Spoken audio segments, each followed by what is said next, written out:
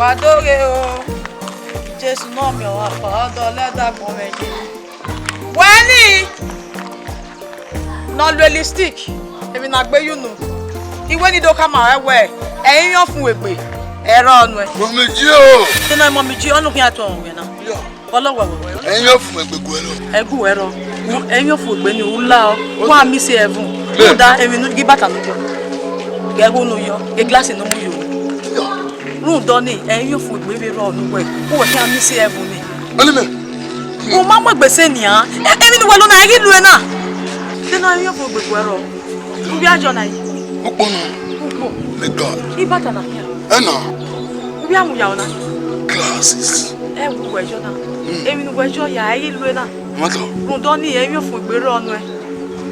Ene fi gbe ni me. Fire na you. The church is where you. Church. Church gba le down. Church of Baemeni. Olugbe. Bati pasu. No. Ga ko when. O ma any pasu wa. When na your church o ma any pastor we. Any of egbe ro nu e. That even you go miss am. You no go make heaven. Wa mi heaven ni wo am miss e. Awo. Me miss. Age. Mommy ji o. E de gbe ti me. Mommy ji o. Wo miss. Oni me. Yes. Oni me. Wo miss e. We ya na me ibu e gbon run da. Wo miss. Where they lao. Me la heaven. Yes. Me ga gbon we. Yeah. We ya na. Ai me na ya wa kian me metiti e bonu we. We you don spoil na. Okay. I'm the other. I'm the one all on with you. Where miss e. When aka ma we church no egbe pancake, uwe pancake, o kin agbe wa realistic uri elulu. U akia, u ye 30, u ya moda fere, eyan fo egbe ro nu e. Eyan fo egbe ni we be la u be bia, u be sikeva, you no go make heaven. No even think am. Eyan fo egbe ro nu e. When u akia u ye ehu nekere, u umune tele we no fia fun suvoni sa. Ofia se ma ma se we no fia suboni sa na make na abego ni sa we nu ya mu ni pe awoe eyan fo gbe ero nu e we ka e wi fo na dereki akama we we ma o e fire na you dey look me e fire how you remember after the talk na you no dey hear wo e breast tube we go we ban wa yewu advice onisa we advice onisa who can be tell tera rishe e cannot so ese o ma se we uwe ni aka bo fa e na dege abafo ni san we eyan po egbe ro be dere wa mi se wa mi o who can ma we mo mi ti o je wa mi se eyan po egbe ro wa we ni we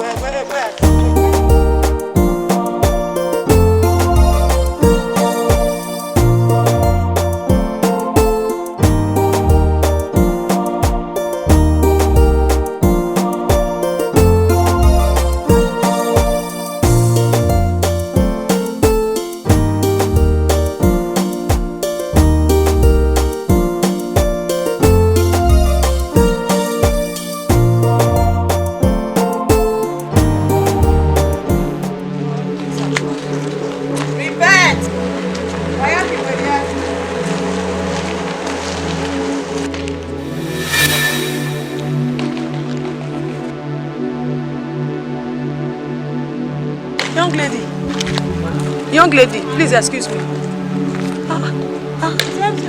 Yes. Jesus. Sorry. You have father and mother in the house? Yes, I have. Now ask you for the call. No. I dey come from toilet. Why you dressed like this? You're dressed like this now. How am I dressed? So what you dey wear now? What I wear? If you're dressed like this, don't make heaven. You are the one that will not make heaven. Are you an agent of the devil? Yes. Agent of the devil. And who are you? Repent, for the kingdom of God is at hand. And then you have to repent. You repent. You will not make heaven like this. Look at your life now. You want to kill the children of men? Who do you want to kill? Anybody that wants to die should die. Are you an agent of the devil? You are an agent of devil. Agent of devil. You will not make heaven. For this dressing you dress, you will not make You will not make heaven. You will not make heaven. You will not make heaven. heaven. You are a candidate of hell. Me a candidate? Yes. Look at what you are wearing now. You're already here. You're already here fire. For you to dress like this. Madam, mind your business. I should mind my business. Mind your business. I cannot mind my business for people like you until you repent. Repent, for the kingdom of God is at hand. Madam, leave me alone. For you to throw away my Bible, you don't make heaven. You are not making You don't make heaven. For you to dress like this, see you. You will not make it. Madam, repent. For you to dress like this to go with a Bible, you will not make heaven.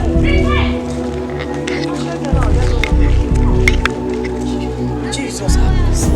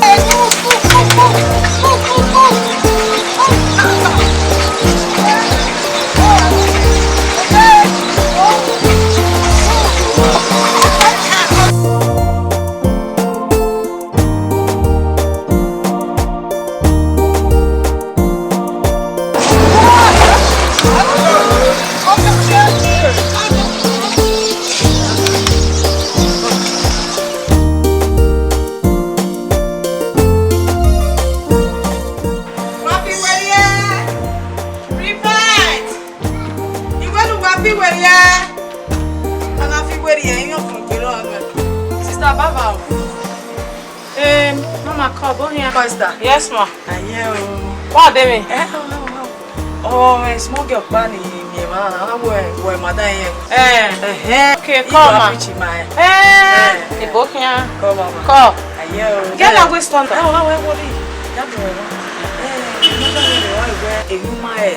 Taking phone where moving now. Take a baby makeup. Oh, and your food bear on the fire. Oh, no, you're married now. You walk up on the way. Store and then worry in a yam. Mutia, who will be a store. This is a gap we stone there. Not a customer. Madam, why? You have a human head, no, na. Are you mine? Keke we call we mu you na. Keke make up. Ya say agbabi mi on we view you na. You for gbe ro nu. You for. Matter. Fire street. Na mo ni do come out. No do me say heaven. We go there, no go at this. The way taxes at all. Oh, worry. Well, let we move for you. Maybe till the very money, huh? Say worry petting. I mean, who are you? I mean, no we move na. You for gbe ro nu. Fire street. You for gbe. Who make make careful with you? I don't know where you are. No we go, no more re go to. O ma no wa me gbe re ya go. Where wa bu mi ade so where? Ni e gi mo gbe. The mama where they pass, where they pre go, wear red gown, blue attire. Since last year we came with Bamiana. In my way, in the memo, but I be memo. Muna. Any we are babo, in a way, oh, we are telling you when we get in my way, what in a now piazzo. It is all about time. Or where my people perish for lack of knowledge. Men were one on our was here on our way, who are repent. Or better say, very well, Ekita. Obana we say no nya, who are talking about. Many ya feeling. Madam, now will you know. Oh, what are you? You know when to repent. I go for better on. You will like chance, nobody will like chance. I know you mad. I will make up you. You will miss it. And you mother. Let me tell you, so we are one the trust. No way get there because I am over now. But check what you live on. Come on, who are we are dear storm? Who do I come in here and live a life?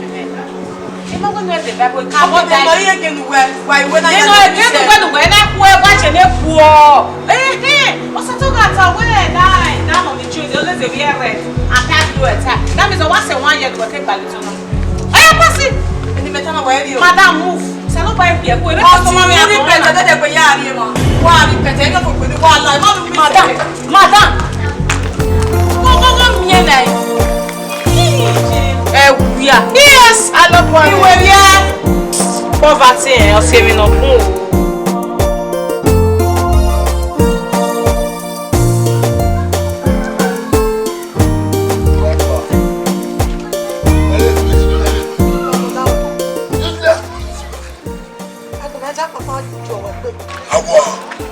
No, no. Wow. Class in the name now, when you are. In the class, only motor be more.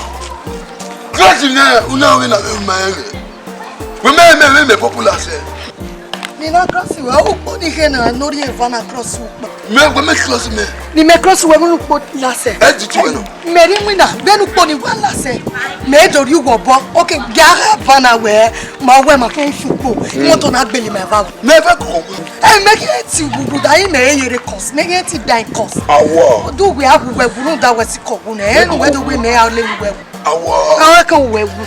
Ma gba ko. Me di ti we no wa collect go na le black. Epo we ya we poi. Wonya, an worry me. Wonya ni ni. To ti na la no ba na ku. E no ni ya ti le ba. Uli me me. Ke. Owo jogele pa to ti nera. We aru we po. Yes. Ere nu ko ne ko je na. Ipu na ge. O pe ga gina. Amanda ni no. No sunu e na. E bui. We le nu po ni lana na. E ga na o bi ro ma o bi jo ma lo bi jo ma. So e ga no e na e bui. Oge 20 naira we no we. Meri ogba na ya sa me ko be. Ahia ladia. Ade 20 naira no da ge egwe me mana. Mo do ge isi wa su ko na ge moto wa ta be. E to me o.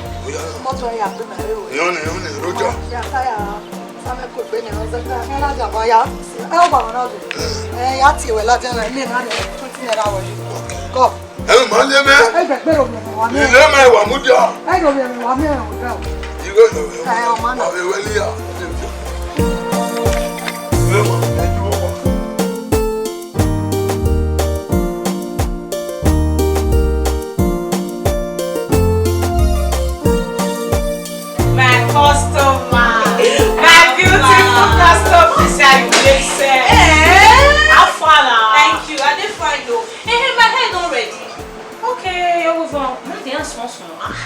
I won't go one party like this by weekend. Are you serious? What they do this party so now one big as a man everywhere. Really? This weekend. Hey! I too go believe you. No, I need my help very urgently. 2 hours time, just come. I get a treat like 3 weeks now. You're at the journal. You just come, just. Before you don't give me better money. Mama, if I come back, I'll do you well. I believe you, I believe you. Later, I beg my customer, they suffer you. Because they say now, guys were outside, say it don't make sense again. What's happened to outside? Who did they kill and they kill? Who did they use and they use? They don't feel. I came to this life to enjoy. Nah, so they not see how that leg can do you anything, oh my customer. No wahala. Go work the money, come. Nothing to you. Yeah. 2 hours time, come carry the Okay, go ahead. Get like 3 1 hour the treat, I'll add the 100 now. Okay. But then, Thank you, ma. good market. Same way.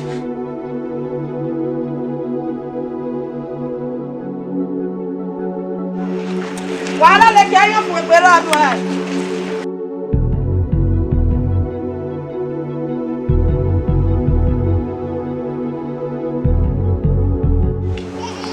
Wàhálà lu òkú ẹ̀yọ̀ fún ìgbéró ọdún ẹ̀. Ọmọ kan wọn náà yà lálẹ́ kí àwọ̀ ẹ̀yọ̀ fún ìgbéró ọdún ẹ̀. Wà fi wèyọ́ náà ẹ̀ pòlísì náà rí ebra ẹ̀yọ̀ fún ìgbéró ọdún ẹ̀. Madame, l'arrêt. Nous connaissons mieux mes policiers. Oh, il faut que les policiers n'ont pas de Ẹ má dìbò ẹjọ́ jùlọ. oh, t'as mais non, madame. Wọ́n ní ilé máa wọ̀ rí ebra. Il faut que les policiers. No make heaven. Ah, vous, it's not for you. Omi ní ìwọ̀ rí ebra. I met you when I was not for you. We are the pastor. Who pour you no matter. Who let me know where? And you for the barrier. And you for the Wọ́n náà ẹ̀ pòlísì náà fúra ẹ̀tọ́ ẹ̀yọ̀ fún ìgbéró ọdún ẹ̀. who va Gio. Avant que pasteur qui evangelist qui et connaisse qui. Ọtí ṣìkí abẹ́gbò, ó yàrá òun èdè àtọ́gẹ́ náà tó ta rẹ̀, ẹ̀yìn òfin ìgbèrè ọ̀gbọ́n rẹ̀ pẹ̀tà. Ó mẹ́kẹ̀ fún. Wẹ̀nà máa gbé trasa. Lúùdá, ọ̀sí mẹ́wẹ̀ẹ́ ọ̀rẹ́ nu wẹ̀gbọ́ àlọ́. Lúùdá bọ̀ gbogbo òrò pẹ̀lú sànàgà ẹ̀ ege tó wẹ̀ nígbà yìí. Ó wá gbé fún wa. Ẹlẹ́nẹ̀ ọ̀rọ̀ fún ìgbọ́n wa bẹ̀ wẹ̀ gbé. Yẹ́ wẹ̀ wà ní gbalẹ̀ tó bọ̀ pa ẹlẹ́nẹ̀ ẹ̀yìn òfin ìgbẹ́ ẹ̀rọ ọ̀nù. Ẹ̀yìn òfin ìgbẹ́ ẹ̀rọ ọ̀nù. You can never go to heaven. Ẹ̀yìn òfin ìgbẹ́ ẹ̀rọ ọ̀nù. Ọ̀sẹ̀ ọmọ náà ti dèbèrè ságbà. Báyìí, èbèzà àwọn máa gbọ́ dèbèrè ságbà ló yà mọ̀ wọn. Wọ́n á kókó lé lẹ̀wọ̀ fún yà. Ó náà rí alálẹ̀ kí ẹ̀yọ̀ fún ìgbéró ọdún ẹ̀. Pátá lọ́rẹ́, gbogbo ẹ̀ ẹ jẹ́ àwọn ẹ̀lọ́nà lọ́rẹ́.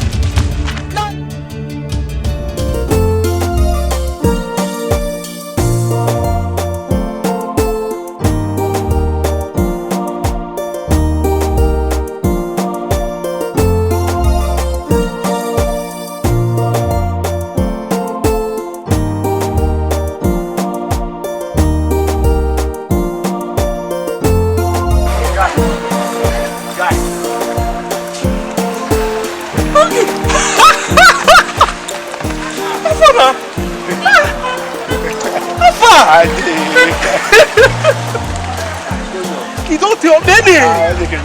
Èmi yà yìí ẹ̀. Mẹ́ ní ọ̀nà mo bẹ́gẹ̀ ni à. Dàmí. Yẹ̀yí tí. Àwọn arígbé wọlé tàn án là.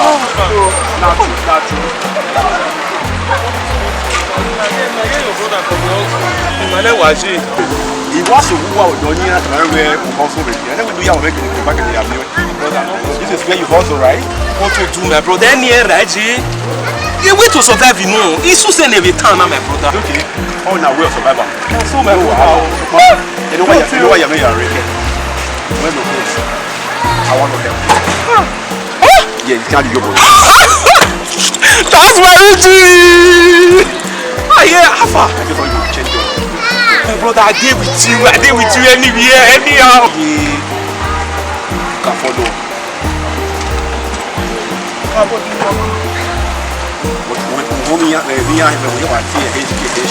Okay, yes. You just you want.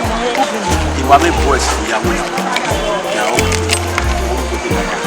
And I want you to go to Yes, old time sake. I can do it for a stranger. What about it? That's We're going back halfway. Hey, now. Halfway. You know who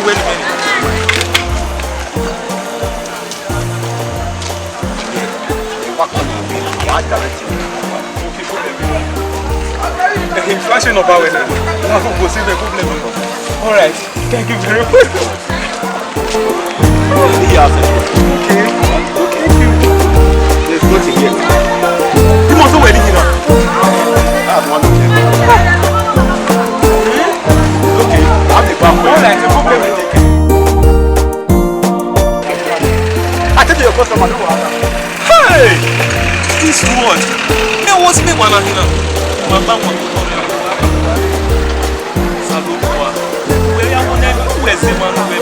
àbí.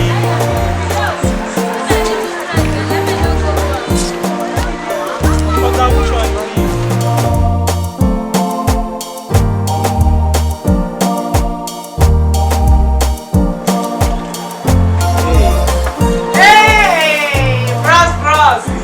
Oh yes,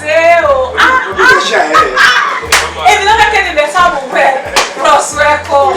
You wear it. I like your black, it's shiny. Thank I you. swear. Bro, see you're living for Joshua, not be slow. Take it black, we know what shine. I swear. Bros, we will see you. When if you're soapy, man, Bring your man down, don't worry, everywhere good.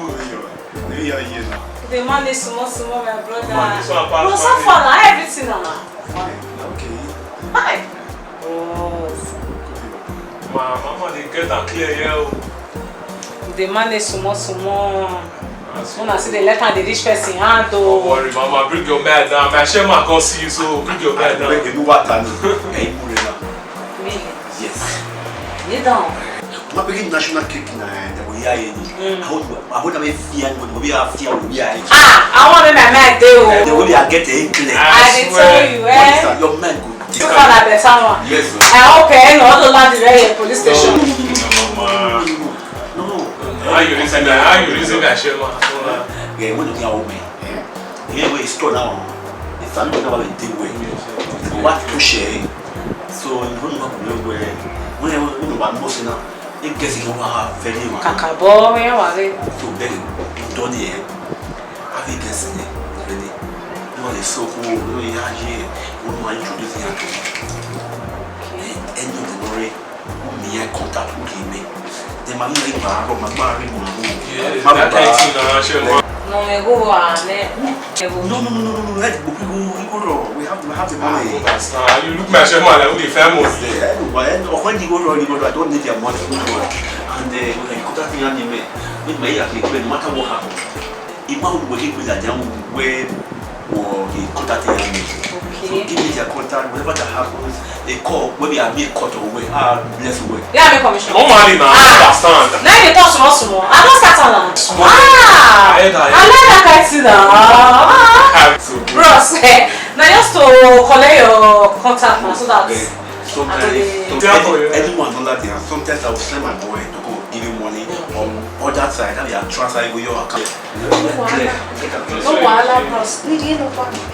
Yeah, just enter your phone number so that see we are update you. Mama, that will good for your body. I just need your update. That's it, no wahala, bros. No wahala, When you go smile. no wahala, bros. Shaking bros, hello.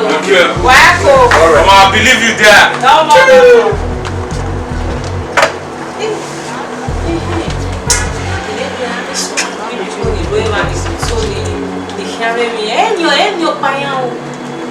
I roll with big boys.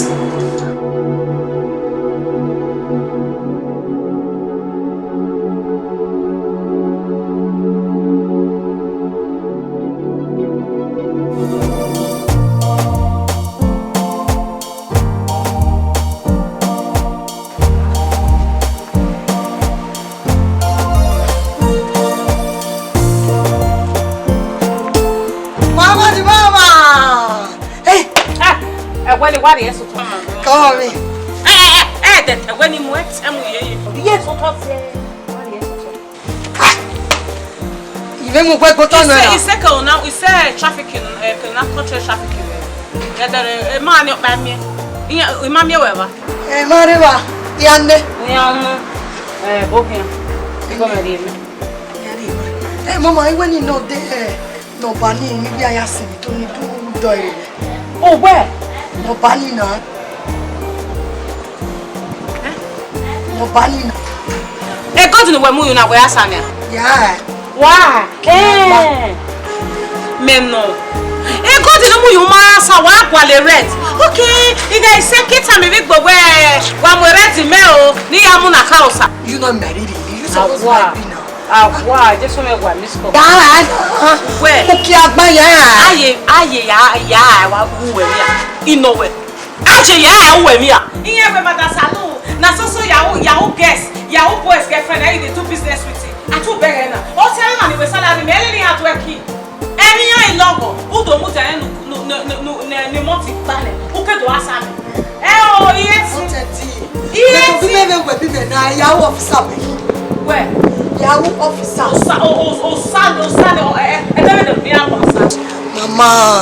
Mama, you know understand. See, me na. Mujani no where my boyfriend? I me no be date e pon ma be nu gbe no we gbe mu na na ruda kwa je mi ko ma o wa be ruwa wa be shuwa my gbe. Mama, no worry, me go pay you. Me answer no way. Where worry, me answer no way. Gbe me ho wa ke na be atalo sa kwe. Oni ma we me e be le nu we run da o sa gbo mo itale me na ogbo la ogbo yo sa lo pa mi awe o me le mi ta awe obi po be da na mi we beti iyo bo mi ye chiti mi we beti eti rute 3000 naira o he na e beti na for 5 months na me lo wa gbo we ye gbe omo ja o bi gbo ki gbe so we gbo e government me ati ege the government to bi yan ya mo gbe me mo yahoo officer owa manu yahoo officer pe ni awe we nyamu we e nyamu iya mewe oda salon se mewe o me se video o ke na ko te na tela ta le wa mi na o ata lo ke na wa ya sa kwe mo officer ni mi gbegbe e me no atese e ni de ya le ko du ta you na ni my personal awa salon ba me gwa miss call na ka o sa my personal person o sa gbo me tele mo si e salon ni o lawe o yo ma popular e salon ni o lawe Ego! Niku etiyan. La jamana. Ya. Esteki. Ukwe. Estoma ke ni yo sa ni je na ka osala. O le gbele so me mu e mejo. Akin ma. Tore. E ba.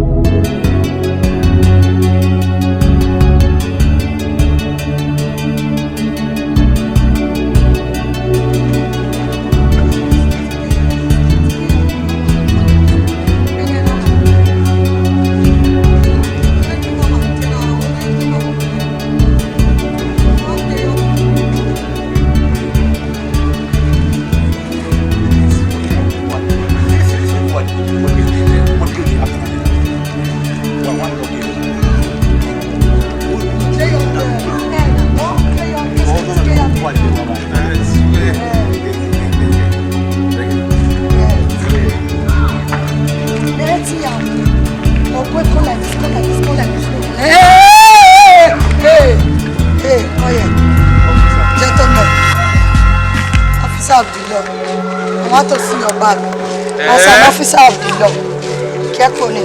Me open bag. As in, I want to see your bag. Where now? I am an officer of the law. I have the right to search anybody that passes this place and any bag you carry. I want to see your bag. Okay, you have rights. Can I see your search warrant? You have me search warrant. See? You have me search warrant.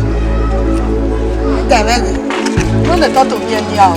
You better remain silent because whatever you say now will be used against you in the court of law. Forget don't know you well. Bros, I want to see what is he saying. You don't have any right to check them. You don't right to Bros, open your bag. You don't feel open your bag. I don't understand. Share my money come for you. I try now, bros. I want to see your bag. I want to see your bag. Come and tell me say, una be our boys and something going on. Hey, but leave that thing. Leave that thing. Get the right for our phone. You have money, man. Your boy. Ah, don't you want to your boy to the road now? Hey, your boy. Big man, don't go on, bros. The bag. Okay, you know that in your yam, you know for me. No, now. Okay, I'm with two offense, you know. Your boy, no. Calm down, madam. Officer, okay, are we? Yes, officer of the law. Can I see your search warrant? You need to go in search warrant. Very simple. Well, what is search warrant in mania? And then I hand over everything to you. Bros, was a way when you go to work on an hour, I will have to call states. The state at the name of Fanny, and here you find it. We matter not to count. I leave that in. Tiene the state. I slap you. Tiana. Call the state. The what Tiana? Malema. Now, uniform. I slap you. Oh, yeah, banana. Officer, relax. Officer. Call the state. Gama see that back. Officer, you don't get anything where you want to talk. Now you'll be the truth. See, officer, from today go reach tomorrow. Call state, call the full Nigeria, call Buhari, call anybody. We know they give you anything. You don't even get any right. They write in when I search your phone, search your phone. I'll slap you. Chair, you talk to this your boy. Calm down. Okay, where your boys marry, anything marry, I will agree. Hey, Metana. Bros, I want to see this bag. Because my mother tell me, say, as not be your boy, so now gone and inside this bag. Me, I get the right to search this bag. What am I going to do? Maybe you are not even judging the RFA with them. Okay, what a movie work while we are working. That's what I'm saying. That's what I'm saying. But the only thing is that women can have such a problem or whatever. Very simple. Women right. Okay. So David. She make we marry me sachet. Want do we marry me sachet? Want no problem. Gang go down. Now ya la photo. Oh, bros, I go slap you. Your body dey on. My heart pass you. Officer. So the man like it but arrested on the street. Why you are what about me always say my even again na say na I want to be back to one second one. They tell you go man even be taking it for the oh you go man ka stand the ben me. Take it easy. Na uniform agree. Na uniform agree. Carry down na ya na. Man as I dey lose this okay I dey face. Ya fa be you oh. Chair, you tell this your guy, may go back. Suffering, now uniform. I sit down. Just come down. When wow, clear, man. We are